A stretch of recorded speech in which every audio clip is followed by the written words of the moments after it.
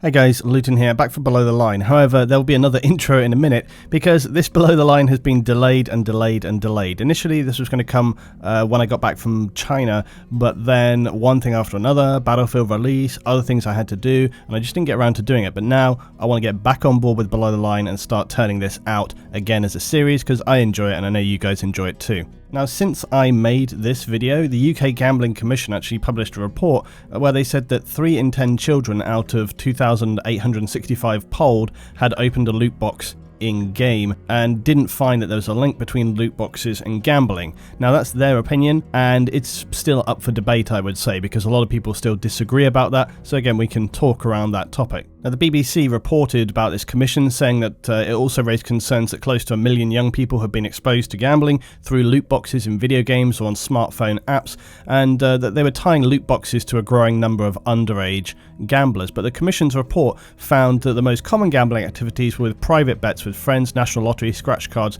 things like this. But this commission was pretty vague. They haven't really come down too hard on it, and they even were quoted as saying that they've not in any way in the survey referred to it as loot boxes as exposure to gambling. And the UK Gambling Commission still overall maintains its stance that loot boxes are not a gateway to gambling. So you see, it kind of conflicts itself and it's still a bit vague. So it's just part of the whole picture here, but I still think it's an interesting topic for discussion. You know, some people are going to think that it is, some people think that it isn't, and I'm going to talk a little bit more about that today. So that's the update around this topic. Now let's get into actually what I had recorded previously for the discussion point for this week, and then of course we'll get into your replies and the question from the previous episode. So welcome back for another episode of Below the Line. Now this is episode 50 in the series. I'm surprised we've got this far, and I want to thank all of you guys for your continued viewership and enjoyment of the series, and of course all your really good comments as well. Now my discussion point for today is a pretty long one, so buckle up. So this past week I was generally doing some browsing on Twitch as you do, and suddenly something hit me in the face that I hadn't really thought about previously.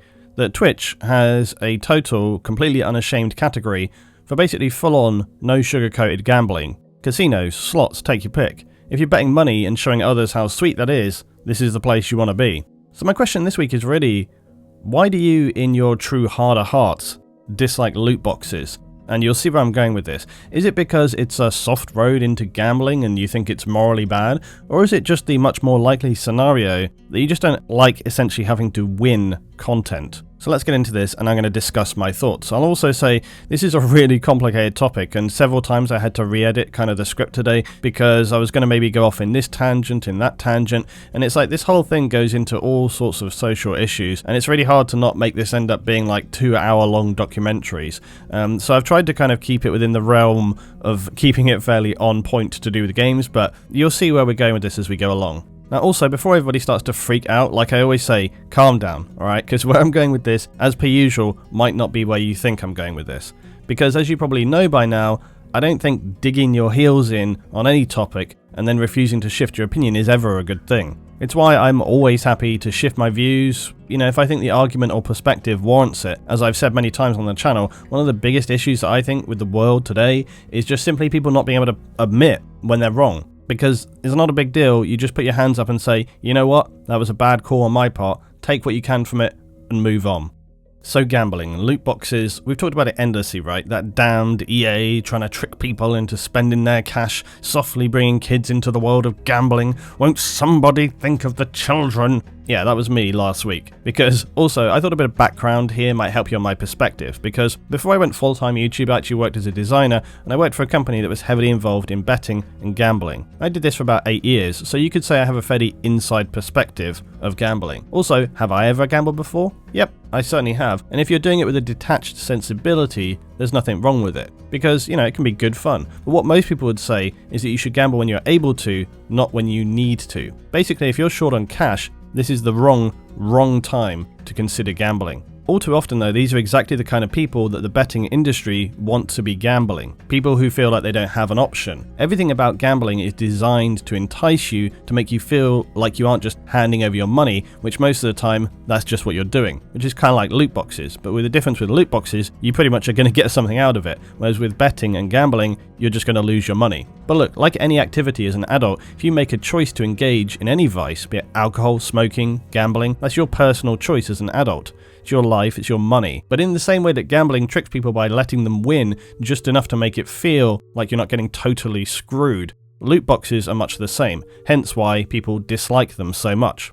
But it's not just about that, is it? It's not just about the gambling itself. Well, for one thing, there's the whole debate about defining even what that means. Some people want to say that it's not gambling with loot boxes because it's not betting real money. And from a technical point of view, we can definitely agree on that. But does that mean that it's not a form of gambling? You'd have to be incredibly anal to not be able to admit that it is for sure a form of gambling. So this is one reason, and the image of it as gambling for kids is why loot boxes seem to have been reined back a little bit by companies like EA, who are getting pretty spooked when suddenly politicians in the EU and the US started talking about the word that scares their profit margins the most: regulations. Also, let's not forget that a lot of this fear about selling gambling to kids originated from the fiascos around, say, like Pro Syndicate and T Martin. What repercussions did either of those guys face for some very shady dealings? Well, it's YouTube, so obviously nothing, because we all know that big YouTubers can avoid all negative situations with a few crying apology videos, maybe a quick charity donation, take a couple of weeks holiday,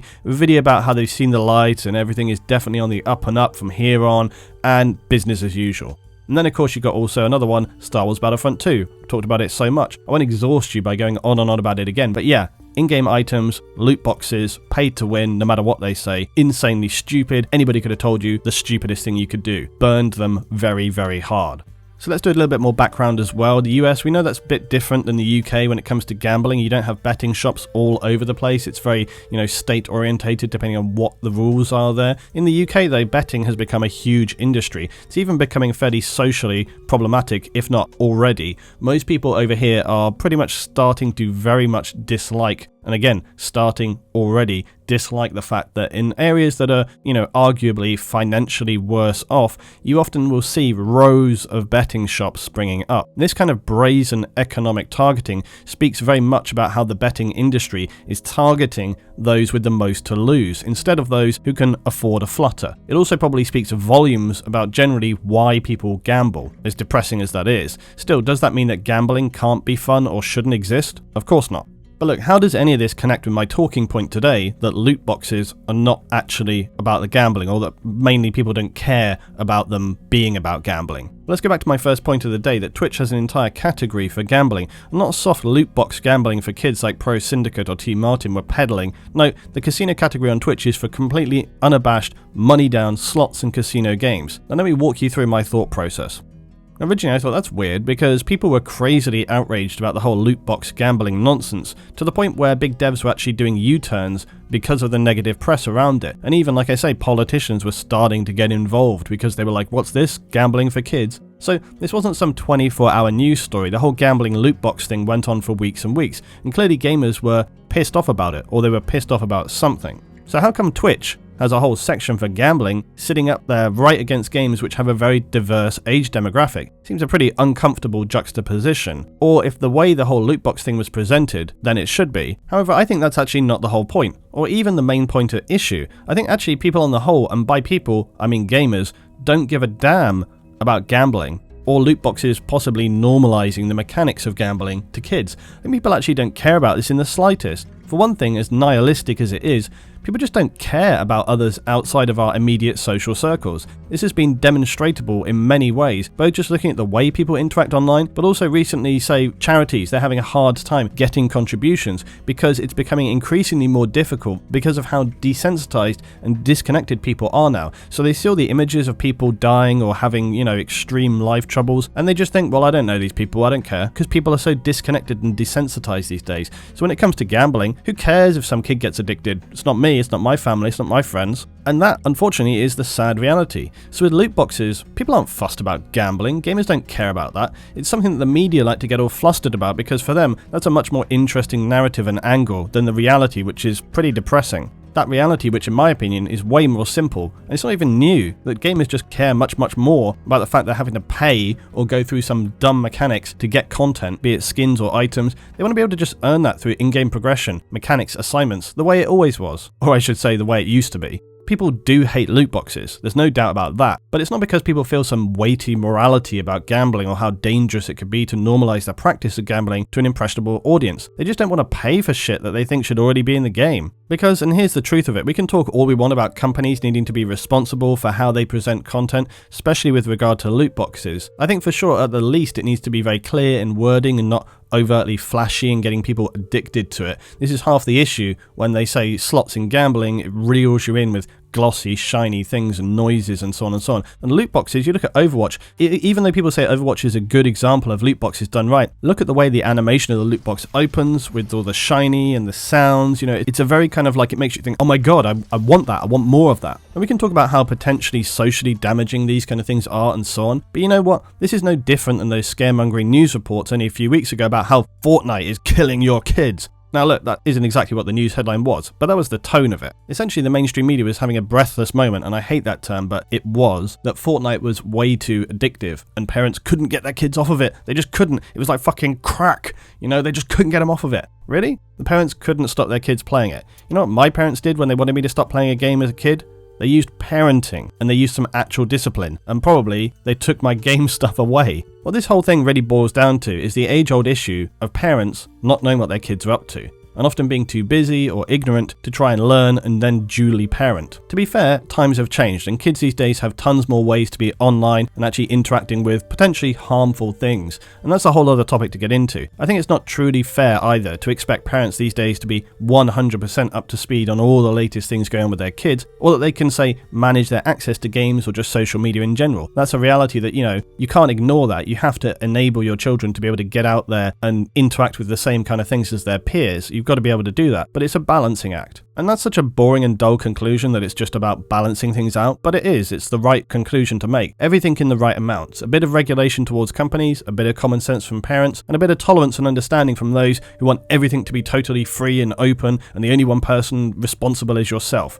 Whether you like it or not, we don't live in the wild, wild west, and sometimes it's necessary to push back against big companies' predatory financial practices. Does that mean that something like gambling on Twitch needs to be shut down? Well, that's up to the community in Twitch itself. I remember seeing some people regurgitating things that I'd said recently about the whole not what you paid for, and then companies being able to make their own choices as private entities. This, of course, still stands true for Twitch. It's a private company. They can choose what content goes onto their platform. And look, if you want an example of a private company being able to do something, but that might not be in their own best interests to do, take this for an example. Twitch could enable a channel for hardcore pornography. Would this be a sensible move? Probably not. I think they get a lot of pushback from the community and a huge amount of negative press. So you see, when you go down to that argument of it being a private company and that they're going to do what they want to do, that's what I said before. It's always true. It's their business. They can do whatever they want. But does that mean that they're just going to totally ignore their community? It's a balancing act. Again, you know, they're going to be looking at the money coming in. They're going to be looking at the sort of viewer and retention and the interaction and all these kind of things, all the data. And then, of course, they're going to be looking at their image and the PR front as well. It's all of those things. So when you talk about gambling on Twitch, if it's behind, say, an adult rated checkbox that says, yes, I'm 18, you're kidding yourself if you think that's going to be doing anything to prevent people who are not 18 checking that content. This whole thing has gotten really long now, and maybe I should make this into a much longer, separate, documentary-style discussion about online common sense, personal responsibility,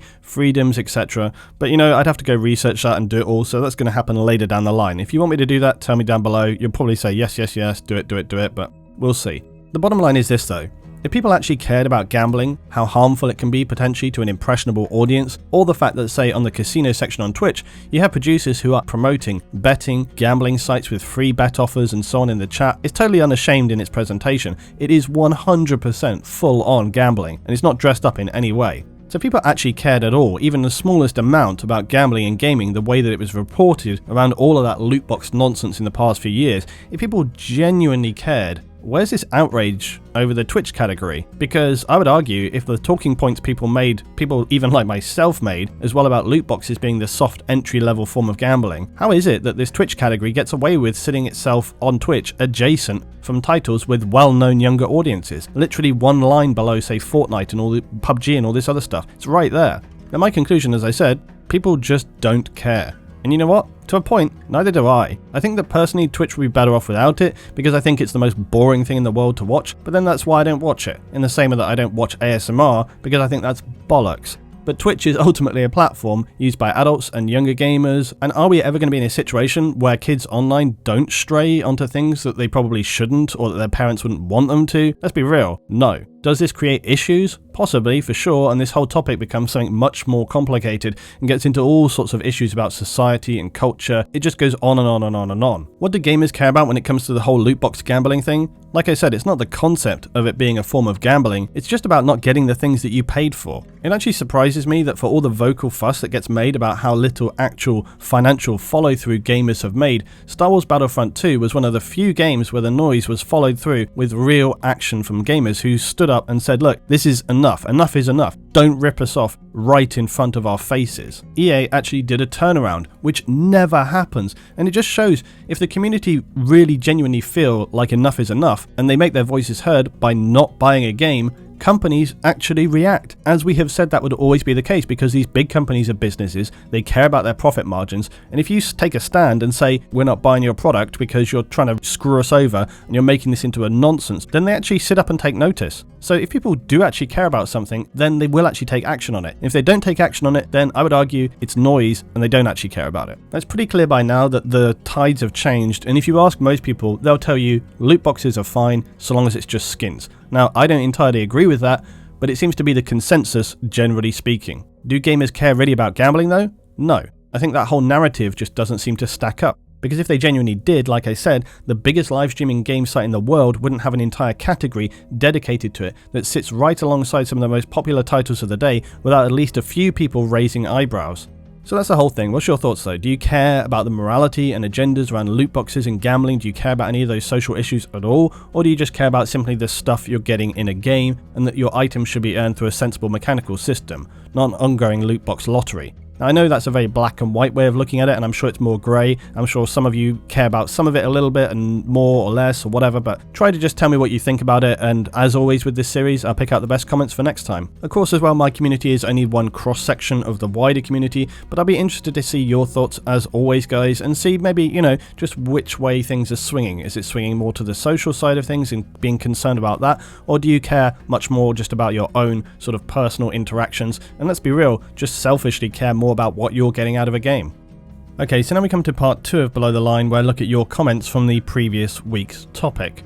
Now last week, 2 things I want to note, because for the first time in this series, we actually had a pretty poor selection of comments, and we haven't had that since this started. This I think was down to 2 reasons. Firstly, I don't think people actually listened to what I was asking. Yes, I took the situation of the Total War female generals topic, but that wasn't the question I was asking. I was asking, what do you expect from a game once purchased? Should devs be able to fundamentally alter things after you've paid your money? Whilst they clearly do this all the time and people are used to that, I wanted to hear people's thoughts and expectations around that topic. What would they prefer? Do they think it's right? You know, what's your expectations of products that you have paid for and that you own? The issue of Total War altering things was my point of reference to that end, and yes, I talked generally around it, but I always ask specifically what we're talking about. And at the very beginning of last week's video, I said, question of the day is, how much should a developer be able to shift the game's tone and I guess overall premise? Essentially, what should they be able to do to a game post-release? That was the talking point. Now the second point is my own fault. It appears that I partly misunderstood that whole situation for the simple reason I actually stated that I simply don't care about these bait ball feeding frenzy outrage fests where it's just like round and round, anger. It seems that the outrage was more about one of the CA people using the almost always bad phrase, if you don't like it, just don't buy it, or fix it yourself, whatever. It's pretty sad that people can get so outraged over something so minor. At the most for myself, I would have just thought, that's pretty irritating. And then I would have thought people had better things to do with their time. Either way, there were more than plenty of comments simply reposting what others already had, the fact that I misunderstood this whole thing, and very few who actually listened to the larger point and question that I was asking. Now I happily hold my hands up and say, I guess I misread things a little bit there, but it clearly was a mix of that issue. It's clearly a mix of people discussing the inclusion of those female generals, but also the way it was handled. It wasn't just one aspect, okay? It just wasn't. And you see this with these kind of topics all the time. People want to, misdirect it. They want to make it seem more legitimate, okay? It was a combination. There was people discussing that, and there was people also discussing the way it was handled. But look, as I say, regardless of that, that wasn't even the question that I asked. that was just the starting point. And you know, people missed out having an opportunity to have a discussion about something a lot more interesting, which was the concept around ownership, what it means when you purchase a product. Do you own that product? What can you do with that? Can somebody take that what you own and update it later, etc., etc. Instead, they just posted boring repeats of what other people have posted instead of actually taking the opportunity to make an interesting and thoughtful comment. And then people wonder why I asked them to listen to the whole discussion each week before commenting. Anyway, still happily some people do listen, and so we're going to have a look at their comments right now. Phoenix comes in and says, I'm not a developer myself, but I have a master's in computer science. One thing I would say is that development of anything, software included, is a team effort, so devs could find some way of making particularly their core audience part of that team. Take them seriously, consult with them, actually ask them what they want in terms of DLC or mods or expansions, for example. Allow them access to more of the process, such as black and white box testing, allow them to feel their views, opinions, concerns are part of the DNA of the product, as it were. Now, to what extent this could be done without restructuring an entire game company, I don't know.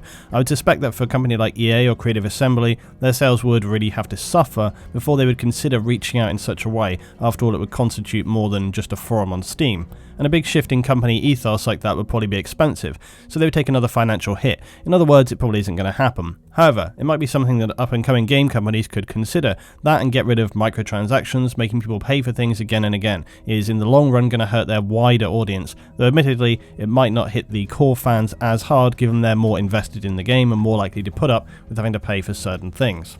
Now, this was a good comment, but it was also a fairly general comment, and it did apply to both the question that I was asking and also the previous topic about Battlefield, where we were talking about classes and, you know, what is included in the game, etc.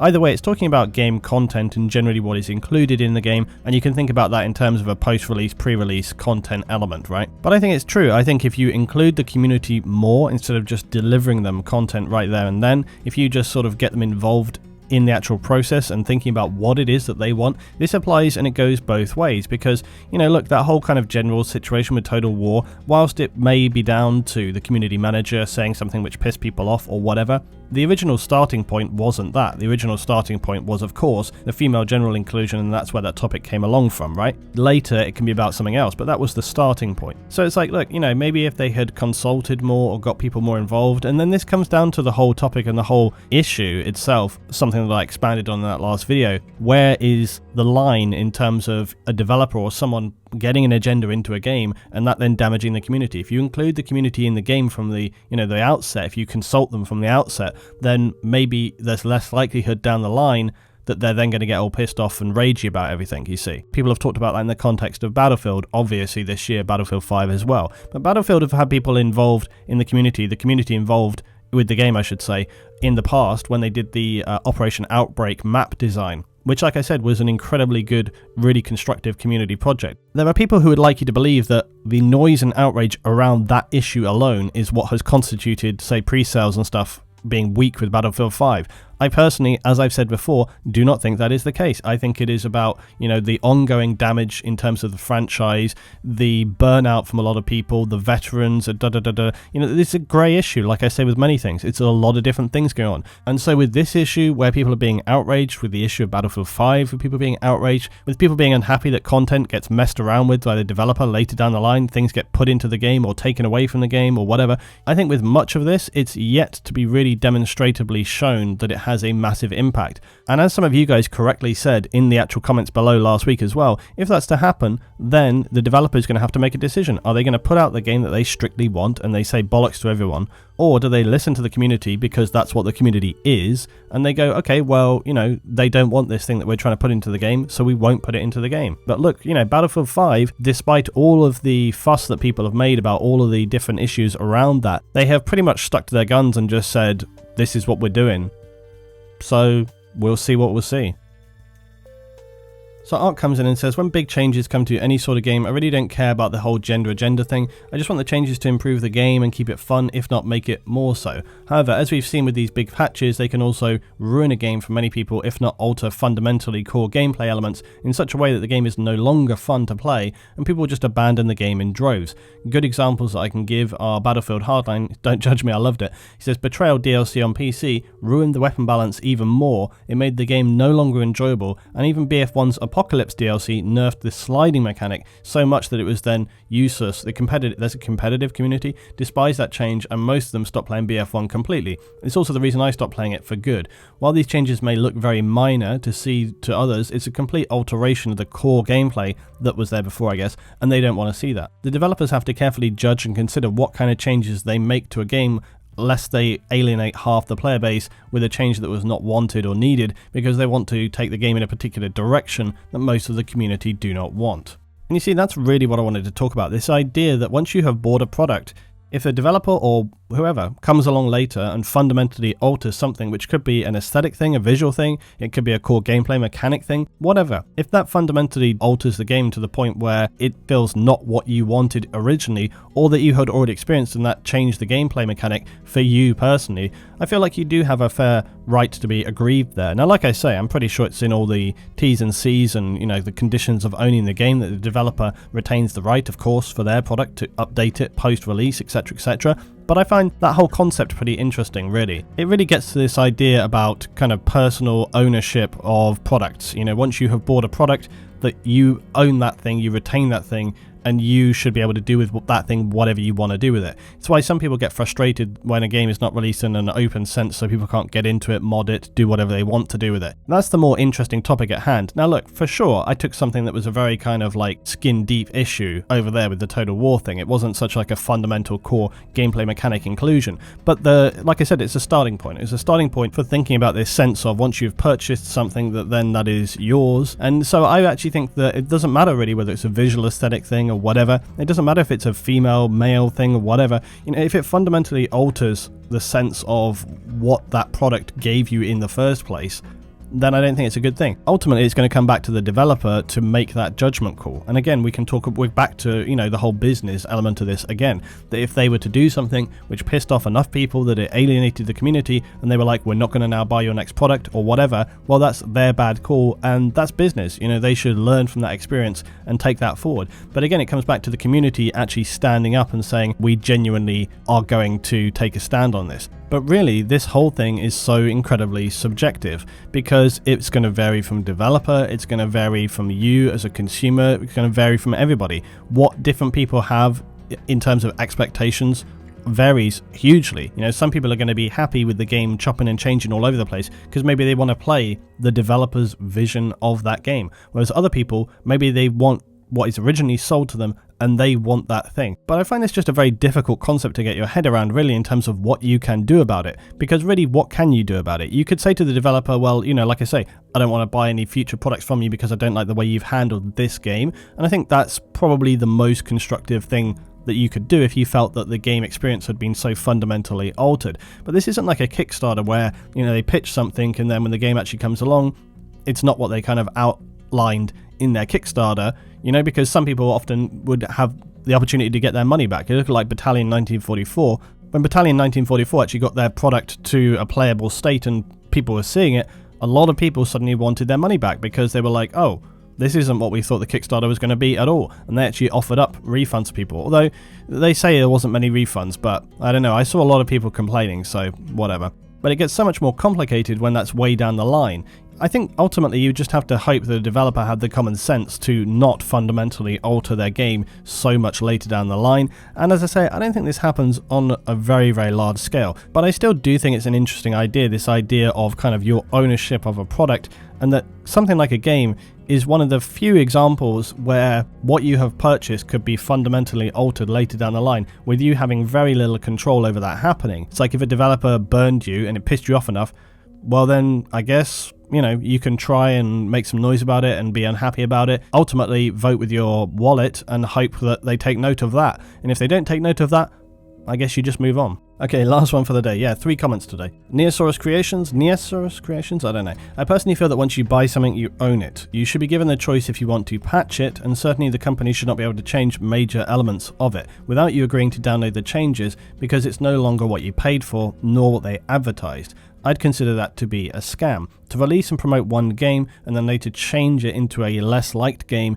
it hurts trust towards the company, it hurts the game's player base, and it makes the future of this series in danger. And I bring that in as the last comment for the day because I think it fundamentally got to the core of what we're talking about. It's a business thing. If they implement a change which is fundamentally important to them as a franchise, you know, to the point where they're like, this is where we're going with this franchise. And yeah, in a way, they are saying, this is what we're doing. If you don't like it, you can fuck off. You know, it's like, that's going to piss off a lot of people, but if that's the way they want to go with it, they're within their rights to do that as a business. I'm not talking specifically about any company, I'm just talking generally.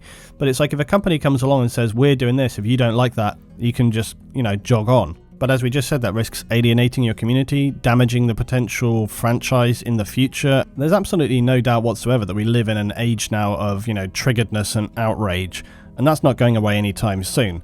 But unless that actually translates into some real tangible financial decision making, I don't think you're always going to see any solid actual reaction from a developer or any business. Like I said already, you actually saw a reaction from EA in Star Wars Battlefront 2 because they were taking a lot of heat in the press about that, and then also people were putting, you know, they were voting with their wallets. They were saying, we don't want your stupid loot box crap in the game. This is fundamentally altering the core experience for what we are having here. We don't want that. And that, whether you like it or not, remains the core fundamental benchmark for these kind of things. Unless people are actually stepping in with their wallets and making a fundamental decision about the products that they want to purchase, nobody's going to listen to you. It either has to be some huge tidal wave of people making a fuss, but even then, are people really going to listen to you? It's like noise, noise, noise. People have gotten very, very good at drowning out and also just ignoring noise these days, because noise is fine, but noise doesn't always translate into actually anything. I mean, I could go off into real life tangents here and say, look around you and look at some of the things that are happening,